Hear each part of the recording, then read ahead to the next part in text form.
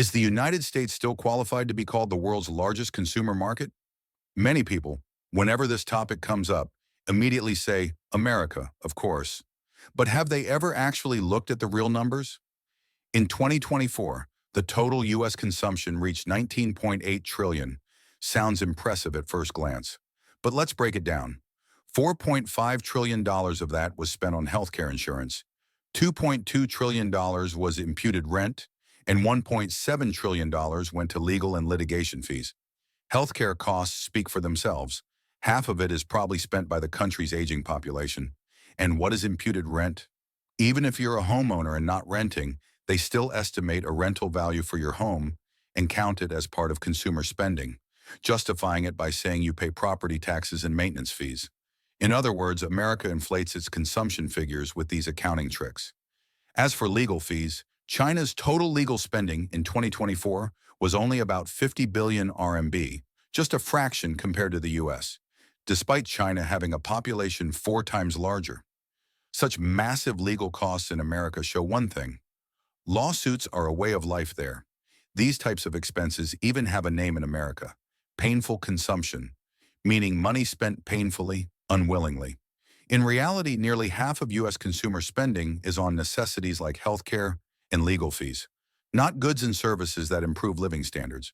If you remove all these painful consumption categories, actual U.S. goods-related consumption in 2024 drops to around $6.3 trillion. Meanwhile, China's consumer goods spending was about 48.8 trillion RMB, roughly 6.2 trillion USD at exchange rates. Some may argue, see, America still leads by $100 billion. But they're ignoring two important facts: currency value and purchasing power. In China, $2 can buy you a full bag of eggs. In the US, it barely buys a few.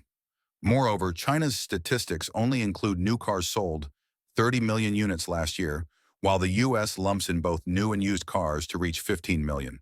In smartphones, vegetable consumption, fruit consumption, and freshwater fish consumption, China outpaces the US by multiples. By almost every real measure of how much people actually consume, China has already surpassed America. Even worse, American consumers today can hardly sustain themselves. Did you know the 6th largest U.S. export is blood plasma? The U.S. supplies 70% of the world's plasma, even though it only has about 5% of the world's population. What does that say? That millions of Americans survive by selling their blood. It's unimaginable that a so-called wealthy country needs its citizens to sell plasma to make ends meet. And it definitely doesn't fit the image of a world's largest consumer market. In fact, by purchasing power parity, China already overtook the U.S. back in 2017 as the world's largest economy. In 2024, China's GDP reached $34.6 trillion compared to America's $27.36 trillion, a gap of about 26.4% in China's favor. And when did Trump launch his infamous trade war against China? 2018. The truth is, the trade war was never about preventing China from catching up. It was about America struggling to catch up to China. If you analyze today's global situation with this in mind, everything makes more sense. Why can't America isolate China? Because it's not China that needs America. It's the world that needs China's market. That's why so many countries, including traditional U.S. allies, are turning toward China. Many major agricultural exporters have even declared unconditional support for China. Everyone wants to do business with the real largest consumer market in the world. The only reason China hasn't publicly ripped away America's last fig leaf is because China is modest.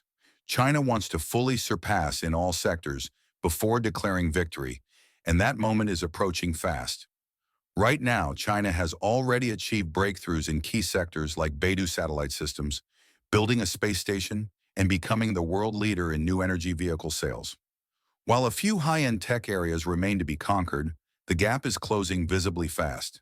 As America clings to statistical illusions, China's 1.4 billion people are building the world's most dynamic and resilient consumer market through real demand. This historic overtaking isn't the end. It's the beginning of China sharing its development dividends with the world. A stronger China has always been a stabilizer for the global economy, never a threat.